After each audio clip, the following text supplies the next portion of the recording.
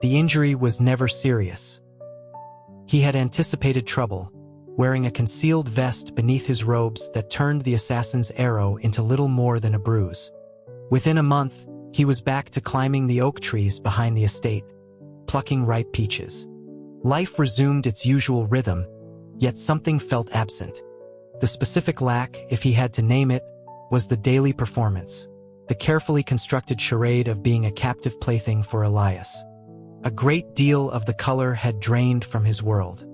He sent his agents to trace the source of the arrow, but the trail went cold, the conspirator buried too deep within the shifting shadows of the court.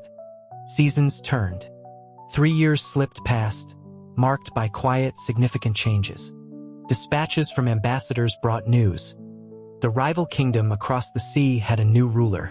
Elias had taken the throne. Under his hand, the nation prospered, its harbors bustling, its treasury full. Of course, Adrian had always known, even from the pages of the story he remembered, that Elias possessed that rare, formidable brilliance. He wasn't surprised. He sipped his coffee, trying to steady a sudden, unwelcome tremor in his chest. Before leaving, Elias had whispered a promise. "I will come for you." That couldn't be. The narrative was clear. Years of brutal political strife had hollowed Elias out, stripped him of the capacity for softness. The most breathtaking beauty in the world would leave him cold. He certainly wouldn't remember a fabricated big brother from a past life. For his birthday celebration, invitations went out to every neighboring state.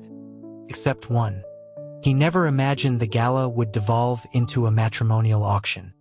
The king of a coastal nation stood beside him, cheerfully extolling the virtues of his third son, whose preferences were well known. The young man's gaze, from the moment he entered the grand hall, locked onto Adrian and didn't waver. Adrian had to admit, his own face was a useful distraction. His reputation was that of a voracious collector of handsome companions, a restless heart with a sprawling entourage. In this age of slower information, many families hid their sons, fearing his attention. Seeing him in person, however, seemed to rewrite their principles. Offers began to fly. "Your Majesty, consider my son. He has long admired you." "No, sire. My boy is a soldier, strong and tall, very robust." Adrian waved a dismissive hand. "No, none of them." The air in the room changed, grew heavy and still. He looked up and saw him, standing just outside the archway. Years had honed the boy into a man, stripping away youthful uncertainty, replacing it with a depth that was impossible to read. His eyes, dark and intense, found Adrian across the crowded room. A cold dread pooled in Adrian's stomach. This is it. The mask comes off. But Elias only smiled, a polite, public smile. "I've long heard of your Majesty's renowned beauty. Seeing it for myself, the rumors did not do you justice." With every word, Adrian's hand trembled, juice sloshing from his glass onto the linen. The prince from the coast, blessed with volume and a lack of subtlety, boomed, "Your Majesty, you're shaking." Of all the times to develop observational skills, Adrian shot him a look that could freeze water. His eyes flicked back to Elias, who was watching him with an expression of deep amusement. "Why was my invitation misplaced?" Adrian's voice was a thread. "Your nation is formidable. We are unworthy of such attention, because I'm terrified to see you." Elias nodded as if this made perfect sense. "Since I am here, is there a place for me?" "Of course." Adrian pointed to a seat at the farthest end of the hall. Elias accepted without protest. The rest of the evening passed without incident. The silence was worse. Adrian knew better. A storm was gathering. The feast was a spread of coastal delicacies. Lobster, oysters, tender beef, but it tasted like ash. As the guests began to depart, Elias's voice, low and clear, cut through the din. "Little brother, was it fun? Toying with me?" A true hero never looks back at the explosion. Adrian's legs were a blur of motion, carrying him away without a single glance. He packed in a frenzy, a single bag hastily stuffed. The regent found him in the study, ready to flee under cover of night. The man had always been depicted as hungering for the crown. Adrian took his hands, looking at him with feigned sincerity. "You're a good man. The throne is yours, effective immediately." The regent felt his forehead. "Have you taken ill?" I'm perfectly sane. "A decree to make it official." Adrian scrawled the words on official parchment and thrust it at him. "If anyone asks, I died suddenly. A tragic, unforeseen illness." The regent's brow furrowed. "Is this some kind of test?" "Think about our relationship," Adrian countered. "Does it look like it could withstand a test?" He shouldered his bag. "No time to debate. Goodbye." He rode hard through the night, pushing his prized stallion until the animal faltered, its legs giving out. With a pang of regret, he left it behind and continued on foot. Unfamiliar with the rocky foothills, he caught his foot on a root and went down hard, his knee screaming in protest. He couldn't rise. A hand appeared in his vision. "Do you need help?" "Yes, thank you," Adrian gasped. "There's still kindness in the—" He stopped. They were in the middle of nowhere. He looked up. Elias stood over him, smiling like a ghost who'd won a bet. "It's over." The world went dark. He awoke in a large, canopied bed. Elias was seated nearby, idly turning a small, ornate key in his fingers. "You're awake." Adrian tested his limbs. They were there, but his ankle was encircled by a fine silver chain, secured to the bedpost. A cold sweat broke out over his skin. "Does your nation's legal code have provisions for the humane treatment of prisoners?" Elias studied him for a long moment. "Is that really all you have to say to me?" The game was up. "I'm not who you think. I came from elsewhere. That night was an accident. If I'd told you the truth, you would have torn me apart in your hatred. I was afraid." Elias smiled. "I see. A wave of relief. You understand." Elias reached out, his fingers brushing Adrian's cheek. "I understand that you are a gifted storyteller." "No, you don't understand at all." Panic surged. Adrian scrambled backward, trying to crawl away. Elias's hand closed around his ankle, dragging him back effortlessly. "This is it. The execution." Elias pinned him to the mattress, hands on his wrists. "Where do you think you're running to now? If you enjoy stories so much, let's make yours true." His free hand went to the collar of Adrian's shirt. Adrian shook his head wildly, then gasped, a sharp, pained sound as he protectively hunched his shoulder. Elias went still. "Does it still hurt?" The old arrow wound. Adrian leaned into the memory, his expression turning plaintive. "It hurts."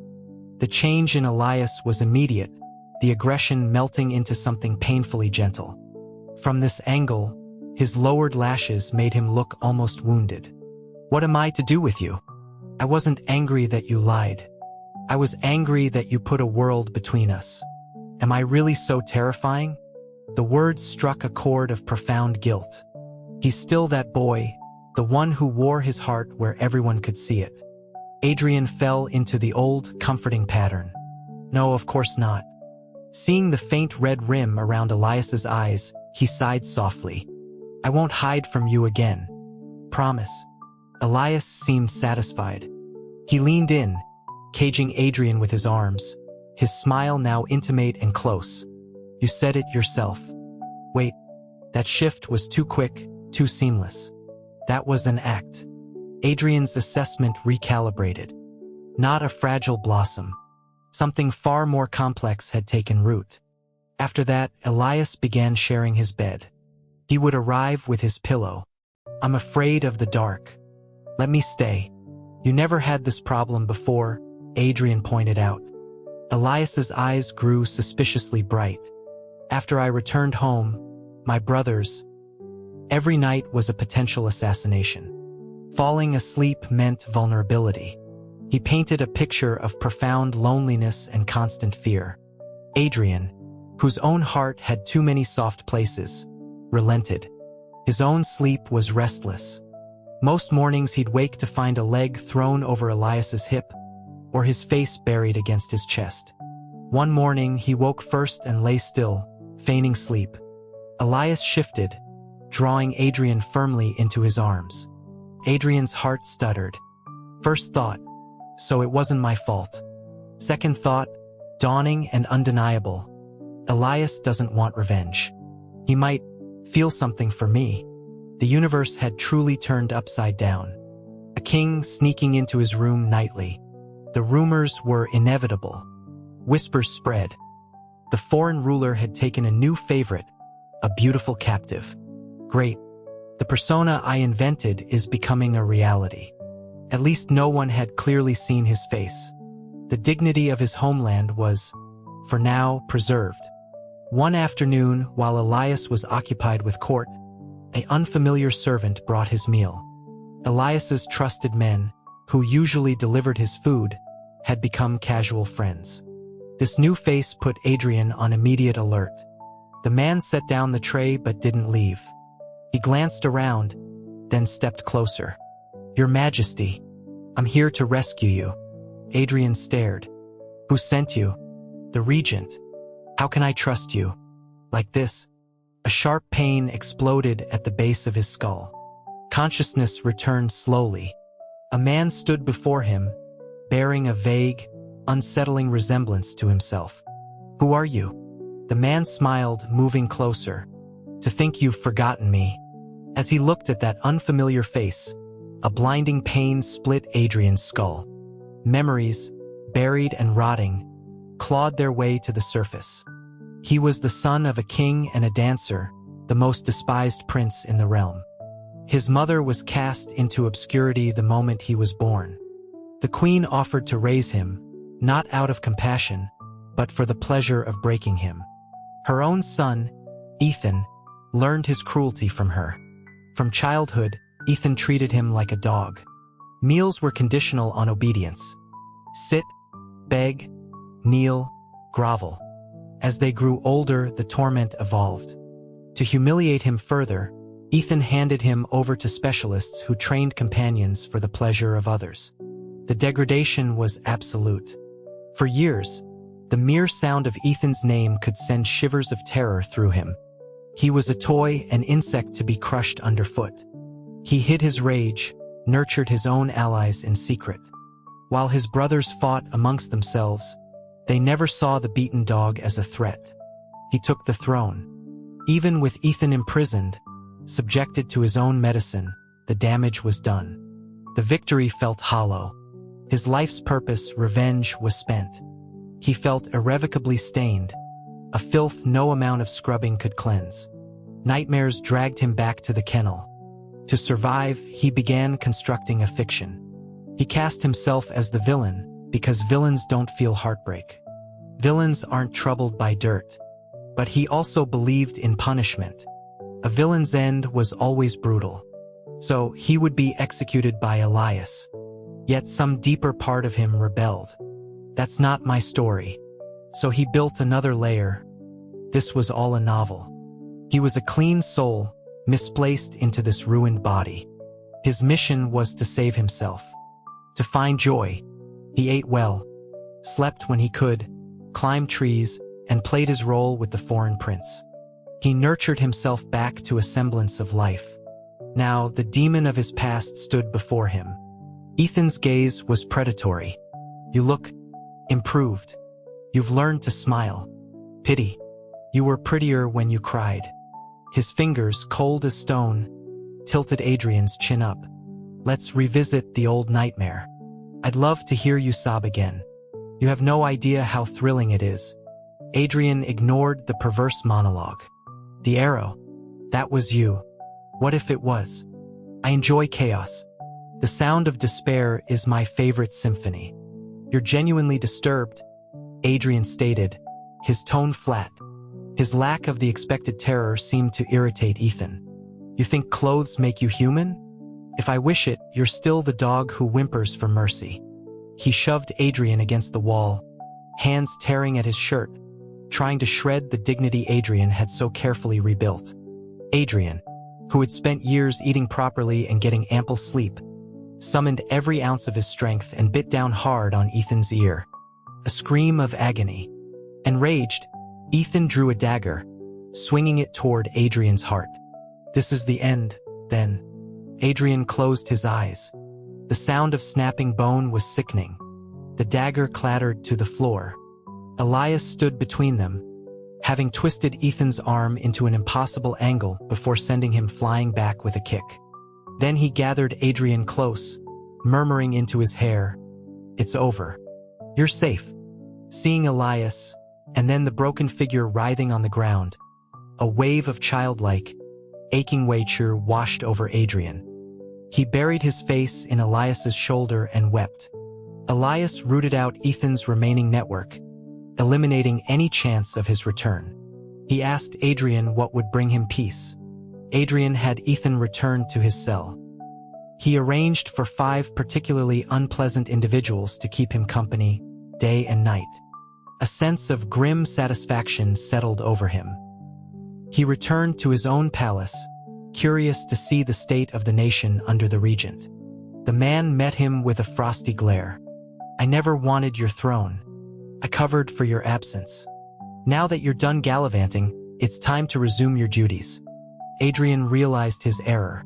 The regent wasn't the covetous villain of the story. He had crafted that narrative himself, a product of a lifetime surrounded by malice, unable to trust any outstretched hand. There had been good people around him all along. He just hadn't allowed himself to see them. His life, long and full of possibility, stretched out before him. He disbanded his entire entourage. Leo, the most ambitious of them, looked at Elias standing protectively beside Adrian, his expression fuzza. "He never touched any of us," Leo said quietly. "Even when we were called to his chambers, he'd just burrow under the covers and fall asleep like a child. He's endured enough. You better be worthy of him. I tried to win his favor, but I know my limits. I can't protect him. You can." That night, Elias held him for hours, rocking him gently, his own eyes wet with a painful empathy. "I'm so sorry I was late. If I could have been born sooner, I would have taken you away. I would have let you grow up clean under a sun that never set." "The past is where it belongs," Adrian whispered. "You're here now. That's all that matters." In time, their 2 nations formed an unbreakable alliance. Together, they were unchallenged. They built their palaces close, 2 structures separated only by gardens, meeting every single day. The cherry blossoms in the capital had fallen. Next spring, new flowers would bloom.